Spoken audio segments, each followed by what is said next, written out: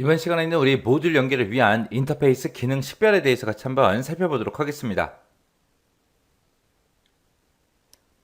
자, 모듈 연계요. 모듈 연계라는 건 말 그대로 모듈들 간에 데이터를 이제 교환하기 위해서 관계를 설정하는 걸 보고 우리가 모듈 연계라고 합니다. 그래서 우리 모듈에 보게 되면 이제 내부 모듈이라는 게 있고 외부 모듈이 있죠.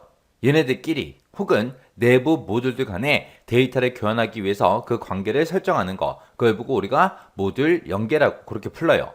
그때 이제 모듈 연계하는 방법을 보게 되면 지금처럼 이렇게 세 가지가 있습니다. EAI라는 게 있고요. 그 다음에 ESB라는 게 있고 웹 서비스가 있고 이렇게 이제 세 가지가 있어요.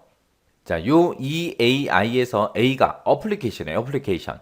해서 EAI라는 거는 얘는 이제 앱, 어플리케이션을 기반으로 해서 상호 연동 가능하게 만들어주는 거고요.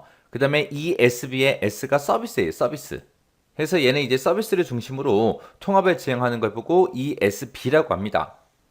그래서 프로그램, 애플리케이션을 기반으로 하냐, 서비스를 기반으로 하냐, 거기에 따라서 크게 나눠보게 되면 이렇게 두 가지가 있어요. 자, 그러면 이 세 가지 방식 좀 자세히 살펴보자고요. 자, 우리 첫 번째 거 EAI요. 얘는 뭘 기반으로 한다? 우리 애플리케이션을 기반으로 하더라. 그래서 기업 내에 각종 이제 애플리케이션이 됐든 플랫폼 간에 정보를 이제 전달하거나 연계하거나 통합하는데 상호 연동 가능하게 해주는 그런 솔루션을 보고 우리가 EAI라고 그렇게 이제 불러요. 지금 여기 보게 되면 이제 플랫폼이라는 게 나오는데 얘는 이제 플랫폼 그러면 이제 우리 기차역 생각하면 되죠. 기차 플랫폼이라고 하잖아요. 그럼 그 기차역에서 제공해 주는 게 뭐예요? 기차역도 있을 거고 기차 레일도 있을 거예요. 그리고 왔다 갔다 하는 기차도 있겠죠. 그걸 이제 사람들이 와서 이용을 하는 거죠. 그 기차를 타고 뭐 부산에 가겠다, 대구에 가겠다, 뭐 광주에 가겠다 해서 플랫폼을 사람들이 이용해서 이제 기차를 타고 왔다 갔다 하는 거죠. 만약에 이런 플랫폼, 기차역이 없다고 생각해 보세요. 그럼 우리가 탈 수가 없잖아요. 또 우리가 지금 쓰고 있는 컴퓨터도 하나의 플랫폼 OS라는 그 운영 체제의 플랫폼에 맞게 이제 컴퓨터 시스템이 이제 움직이는 거죠. 우리가 지금 이제 컴퓨터를 켜게 되면 이제 윈도우가 떠요. 윈도우도 하나 플랫폼이에요.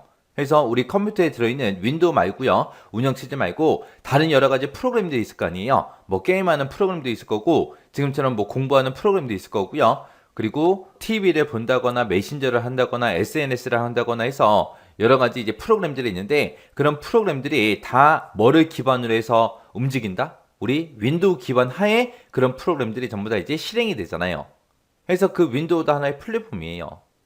여기서 이제 EAI의 구축 유형에 보게 되면 포인트 투 포인트 방식이 있고요. 허브 스포크라는 방식이 있고 그리고 메시지 버스라는 그 방식이 있고 그 다음에 하이브리드 방식이 있고 그렇게 총 4가지가 있습니다. 그 중에 첫 번째 거예요. 포인트 투 포인트는 말 그대로 1대1로 이제 애플리케이션을 연결하는 그런 방식을 보고 얘기해요. 얘가 이제 가장 기본적인 그런 애플리케이션 통합 방식이고요. 지금 이 그림처럼 얘랑 1대1로 연결돼 있죠. 또 얘랑도 1대1로 연결돼 있고 얘랑도 1대1, 얘랑도 1대1, 1대1 해서 전부 다 1대1로 그렇게 이제 다 연결시키는 그런 방식을 보고 우리가 포인트 투 포인트 방식이라고 합니다. 얘는 이제 변경이 됐든 재사용이 됐든 그런 게 조금 어렵겠죠. 그래서 프로그램들끼리 1대1로 중간에 미드웨어 같은 거 없이 그냥 1대1로 바로바로 연결해서 사용하는 그런 방식입니다. 그 다음에 이제 허브 앤 스포크라는 방식이요. 얘는 이제 중간에 지금처럼 허브라는 걸 갖다 놔요. 갖다 놓고 이 허브를 중심으로 해서 스포크 해서 전부 다 이제 연결시켜서 얘랑 만약에 데이터를 주고받겠다? 그럼 이 중간에 있는 허브를 통해서 주고받는 거죠. 또 얘랑도 뭔가를 주고받겠다? 그럼 중간에 있는 이 허브를 이용해서 우리가 뭔가를 이제 주고받고 하는 형태예요. 그래서 허브 앤 스포크다라고 하게 되면 단일 접점인 그 허브 시스템을 통해서 데이터를 전송하는 그런 중앙 집중형 방식을 보고 우리는 허브 앤 스포크라고 하더라. 그래서 얘는 이제 확장이 됐든 유지보수가 용이하고요. 만약에 허브에 장애가 발생하게 되면 어떻게 된다? 시스템 전체에 영향을 미치더라. 그래서 중간에 있는 이 허브가 고장이 났을 때 서로 이제 데이터 전달이 불가능하다고요. 그런 장단점을 가지고 있는 게 우리 허브 앤 스포크요. 그 다음에 이제 메시지 버스요. 메시지 버스 방식은 애플리케이션 그 사이에 미들웨어를 두는 거예요. 미들웨어를 둬서 얘가 이제 처리해주는 그런 방식을 보고 얘기하고요. 얘는 말 그대로 여기 버스라는 거 있죠. 이 버스가 미들웨어라고 생각하시면 돼요. 그래서 얘네들끼리 이제 서로서로 데이터를 서로서로 주고받을 수 있게 그렇게 이제 만들어 놓은 그런 모양을 보고 우리가 메시지 버스라고 하더라. 얘도 마찬가지로 허브 앤 스포크처럼 확장성이 뛰어났고요. 대용량의 처리가 가능한 게 우리 메시지 버스 방식이요. 그 다음에 이제 하이브리드 방식, 그러면 하이브리드 방식은 이제 섞어 놓은 거예요. 섞어 놓은 거. 섞어 놓을 때 뭐랑 뭐랑 섞었냐? 허브 앤 스포크 그 방식이랑 메시지 버스 이 두 가지를 이제 혼합해 놓고 방식을 보고 우리가 하이브리드라고 합니다. 해서 이쪽에 있는 거, 이쪽에 있는 거 얘네들을 이제 각각 구성을 할 때는 허브 앤 스포크 방식으로 하고요.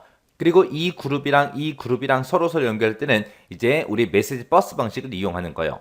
그래서 그룹 내에서는 허브 앤 스포크 방식을 이용하고 그룹하고 그룹 간에는 뭘로 연결한다? 우리 메시지 버스 방식을 사용하더라. 그때 이제 필요한 경우에 한 가지 방식으로 EAI 구현도 가능해요.